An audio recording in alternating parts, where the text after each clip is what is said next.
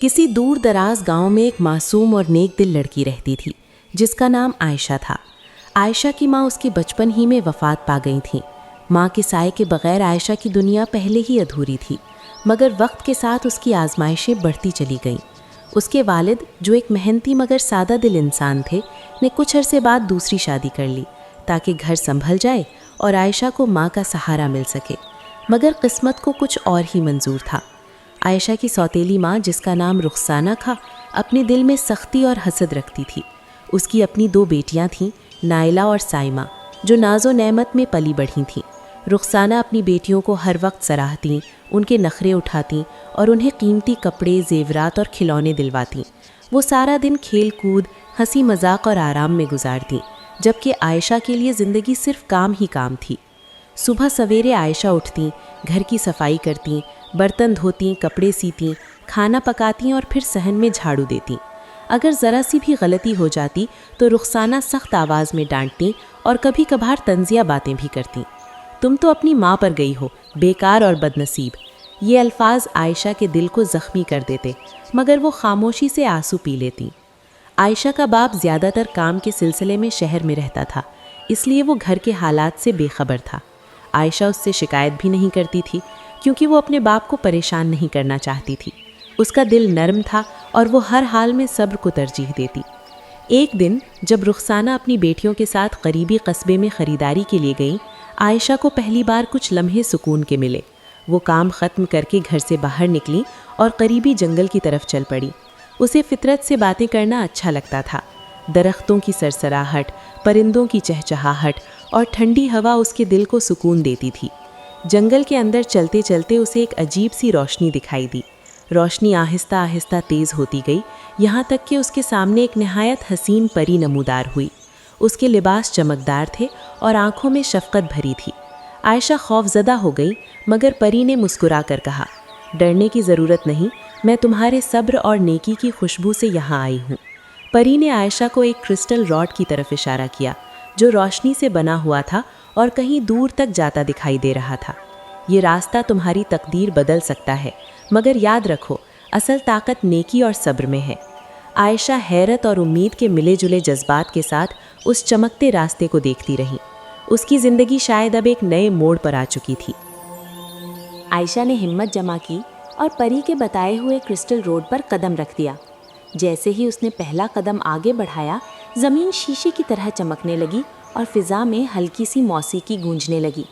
یہ راستہ عام نہیں تھا، یہ دلوں کے راز جانچنے والا راستہ تھا۔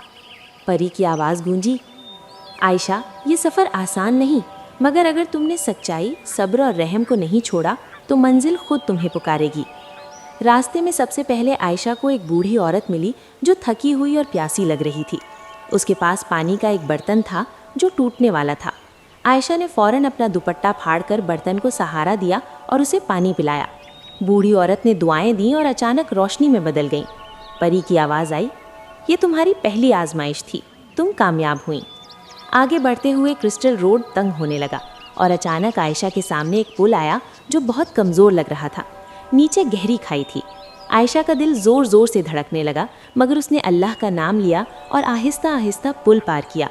پل کے بیچ میں اسے اپنی سوتیلی ماں اور بہنوں کی آوازیں سنائی دیں جو اسے تانے دے رہی تھیں۔ وہ لمحہ اس کے لیے بہت مشکل تھا، مگر اس نے کانوں پر ہاتھ رکھے اور آگے بڑھتی رہی۔ جیسے ہی وہ پل کے آخر پر پہنچی، آوازیں خاموش ہو گئیں۔ کچھ فاصلے پر ایک باغ تھا جہاں رنگ برنگے پھول کھلے تھے، مگر ان پھولوں کے درمیان ایک ننھا پرندہ زخمی حالت میں پڑا تھا۔ عائشہ نے بغیر سوچے سمجھے اسے اٹھایا، اپنے قمیص کا ٹکڑا پھاڑ کر اس کے زخم پر باندھا اور اسے پیار سے تھپکانے لگی۔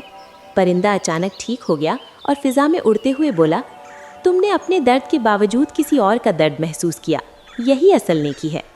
اچانک باغ غائب ہو گیا اور عائشہ ایک شفاف محل کے سامنے کھڑی تھی۔ محل کے دروازے خود بخود کھل گئے۔ اندر وہی پری موجود تھی، مگر اب اس کے ساتھ ایک روشن آئینہ تھا۔ پری نے کہا، یہ آئینہ تمہارا مستقبل دکھا سکتا ہے، مگر صرف اسی کو جو دل سے پاک ہو۔ آئینے میں عائشہ نے خود کو باوقار، خوشحال اور مطمئن دیکھا، مگر ساتھ ہی اس نے یہ بھی دیکھا کہ اگر وہ غرور کرے گی یا بدلہ لے گی تو یہ سب روشنی اندھیرے میں بدل سکتی ہے۔ عائشہ کی آنکھوں میں آنسو آ گئے۔ میں صرف عزت اور سکون چاہتی ہوں، کسی سے بدلہ نہیں، اس نے آہستہ سے کہا۔ परी मुस्कुराई। तुम अपनी सबसे बड़ी आजमाइश में कामयाब हो गई हो। अब तुम्हें वापस जाना होगा, क्योंकि असल मौजिज़ा तुम्हारी असल दुनिया में ज़ाहिर होगा। रोशनी फैली और आयशा खुद को फिर उसी जंगल के किनारे खड़ा पाया, मगर उसके दिल में अब खौफ नहीं बल्कि यकीन था कि उसकी नेकी ज़रूर रंग लाएगी। आयशा जब जंगल से वापस घर पहुंची तो सब कुछ वैसा ही था, मगर वो खुद बदल चुकी थी। उसके चेहरे पर एक अजीब सा सुकून और आंखों में एतमाद की रोशनी थी। कुछ ही देर में उसकी सौतेली माँ रुखसाना और उसकी बेटियां खरीदारी से लौट आईं। हाथों में थैले, कीमती कपड़े और जेवरात थे। हस्बे मामूल रुखसाना ने आते ही आयशा को आवाज़ दी और सख्त लहजे में कहा, जल्दी आओ और हमारा सामान समेटो, तुम्हें फारिग बैठने की आदत हो गई है। आयशा ने बगैर किसी शिकायत के सामान रखा, मगर इस बार उसके दिल में कोई बोझ न था। इसी रात एक अजीब वाक़या पेश आया। आयशा के वालिद अचानक शहर से वापस आ गए। वो एक मुअज़्ज़िज़ ताजिर के साथ आए थे, जिनके चेहरे पर वक़ार और आंखों में गहराई थी। वो ताजिर दरअसल एक दाना बुज़ुर्ग थे, जिन्हें लोग दूर दूर से मशवरे के लिए बुलाते थे। खाने के दौरान बुज़ुर्ग ने सबकी बातें गौर से सुनी।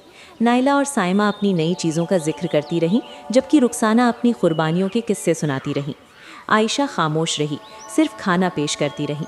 अचानक बुज़ुर्ग ने आयशा से पूछा, बेटी तुम इतनी खामोश क्यों हो? आयशा ने अदब से जवाब दिया, खामोशी कभी कभी दिल की ताकत होती है। ये सुनकर बुज़ुर्ग मुस्कुरा दिए। उन्होंने सबको एक एक करके मुख्तलिफ काम दिए। नाइला और साइमा से कहा कि वो सहन साफ़ करें, मगर चंद लम्हों में वो थक कर बैठ गईं। रुखसाना को सिलाई का काम दिया गया, मगर वो झुंझला गईं। जब आयशा की बारी आई तो उसने निहायत महारत, सब्र और खुश दिली से सब काम अंजाम दिए। तब बुज़ुर्ग ने अपनी असल पहचान जाहिर की। वही परी की भेजी हुई आजमाइश थे, जिन्हें इंसानी रूप में भेजा गया था। उन्होंने आयशा के वालिद को सब कुछ बता दिया, आयशा पर होने वाले जुल्म, उसके सब्र और उसकी नेकी के बारे में। आयशा के वालिद की आंखों में आंसू आ गए। उन्हें पहली बार अपनी बेटी की खामोश तकलीफ़ का अंदाज़ा हुआ।